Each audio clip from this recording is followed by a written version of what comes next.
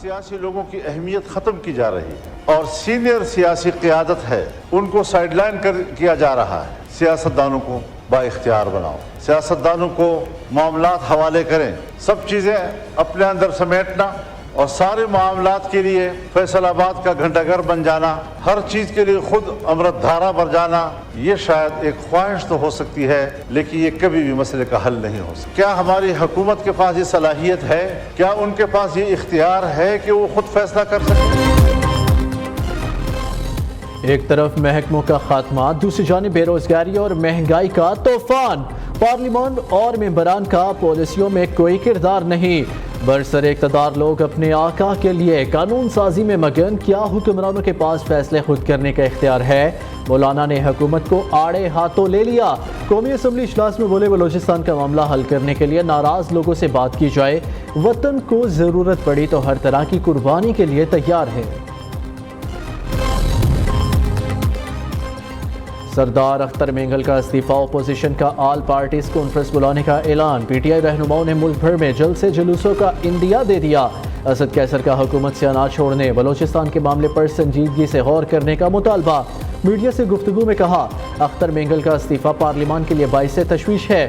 ملک میں لاقانونیت اور مہنگائی بڑھ رہی ہے، اب عوام سے رابطہ کرنے کی ضرورت ہے۔ لطیف کھوسا کہتے ہیں حکومت آئین میں ترمیم نہیں کر سکتی، ان کے پاس 2/3 اکثریت نہیں ہے۔ محمود خان اچکزئی کی سربراہی میں اپوزیشن اتحاد کی اختر مینگل سے ملاقات، آل پارٹیز کانفرنس کے مقاصد سے آگاہ کیا اور شرکت کی دعوت دی۔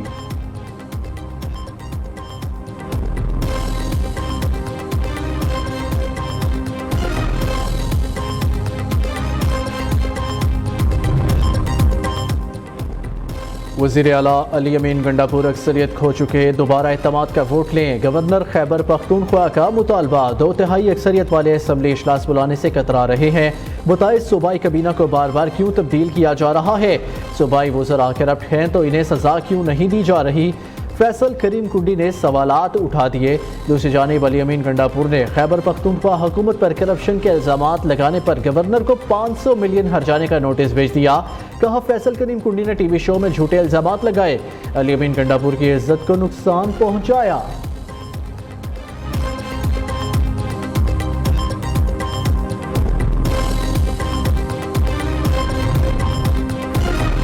شراب برآمدگی کیس میں وزیر اعلیٰ خیبر پختونخوا کے ناقابل وارنٹ گرفتاری جاری۔ ڈسٹرکٹ اینڈ سیشن کورٹ اسلام آباد کا آج صبح تک گرفتار کر کے پیش کرنے کا حکم۔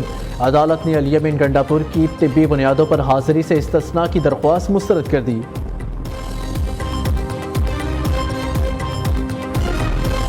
آپ کے ساتھ جا کے معافی دلاتا ہوں، اپنے لوگ ہیں نا جن پہ آپ نے چڑھائی کی ہے، جن کو آپ نے آگ لگائی ہے اور دشمن کا کلیجہ ٹھنڈا کیا ہے، آپ ذرا تھوڑا سا صبر کریں۔ آپ کی رات لمبی ہے، باقی تو اللہ جانتا ہے، میں اللہ میاں کی باتیں تو نہیں آپ کو بتا سکتا، لیکن آپ کی رات لمبی ہے۔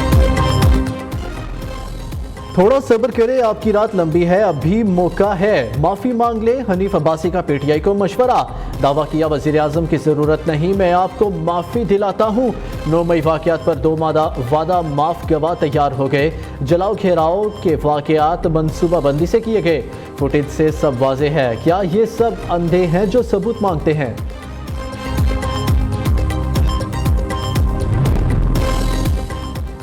190 ملین پاؤنڈ ریفرنس میں بشرا بی بی کو رہائی ملے گی یا نہیں؟ نیب کورٹ راولپنڈی نے فیصلہ محفوظ کر لیا، آج سنایا جائے گا۔ چیئرمین نیب کے خلاف توہین عدالت کی درخواست غیر مؤثر قرار۔ نیب کے پروسیکیوٹر جنرل سردار مظفر عباسی اور امجد پرویز نے بریت درخواست کی مخالفت میں دلائل دیے۔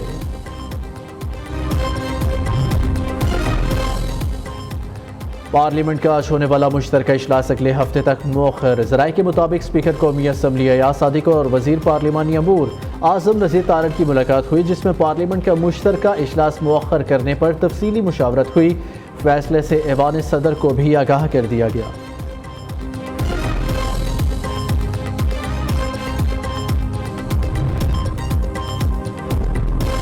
وزیر اعلیٰ پنجاب نے لاہور کے 2 میگا پروجیکٹس کا افتتاح کر دیا۔ کوریڈور، بند روڈ اور راوی برج توسیعی منصوبے کا باقاعدہ آغاز۔ کنٹرولڈ ایکس پروجیکٹ کے راستے پر بابو صابو انٹرچینج کی ریماڈلنگ مکمل، مریم نواز کا بند روڈ سروس لین کی مزید توسیع کا حکم، وزیر اعلیٰ کی زیر صدارت کی پرفارمنس انڈیکس سے متعلق اجلاس، بورڈ آف ریونیو میں KPI سسٹم متعارف کرانے کا فیصلہ، کمشنر DC AC تحصیلدار نائب تحصیلدار کی کارکردگی کا تعین ہوگا۔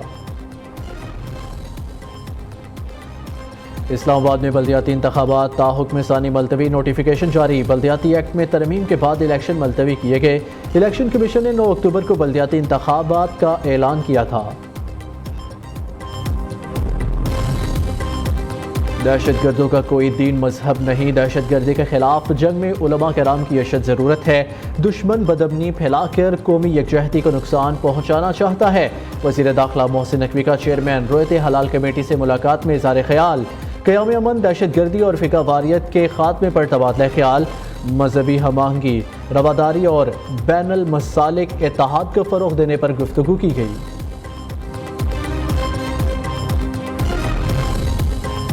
کسی سیاسی جماعت سے نہیں، صرف عوام سے اتحاد ہوگا، امیر جماعت اسلامی کا اعلان، بجلی ٹیرف میں کمی کے معاہدے پر عمل درآمد کے لیے دھرنا، لانگ مارچ شٹر ڈاؤن تمام آپشنز موجود ہیں، حافظ نعیم الرحمان کی لاہور میں تاجر رہنماؤں سے ملاقات میں گفتگو۔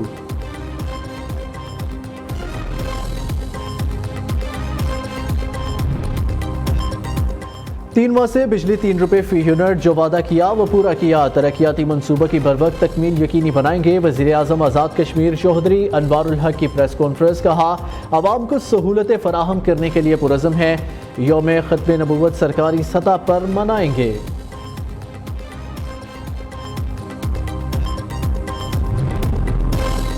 کہ الیکٹرک کی ناقص کارکردگی، بجلی کے ناجائز بل اور لوڈ شیڈنگ، MQM پاکستان آج کے الیکٹرک ہیڈ آفس کے باہر مظاہرہ کرے گی، رہنماؤں کی شہریوں سے شرکت کی اپیل۔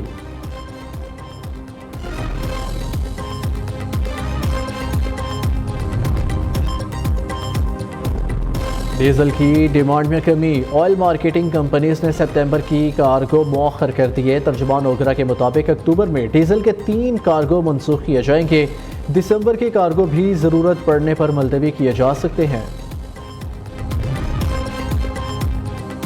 کراچی میں ایک روز میں 3 ڈاکو ہلاک، کرنگی شان چرنگ کے قریب ڈاکوؤں کی شہریوں کو لوٹنے کی کوشش، بہادر شخص کی فائرنگ سے 1 ڈاکو ہلاک، دوسرا فرار۔ نارتھ کراچی میں 2 مبینہ ڈاکو مبینہ پولیس مقابلے میں مارے گئے۔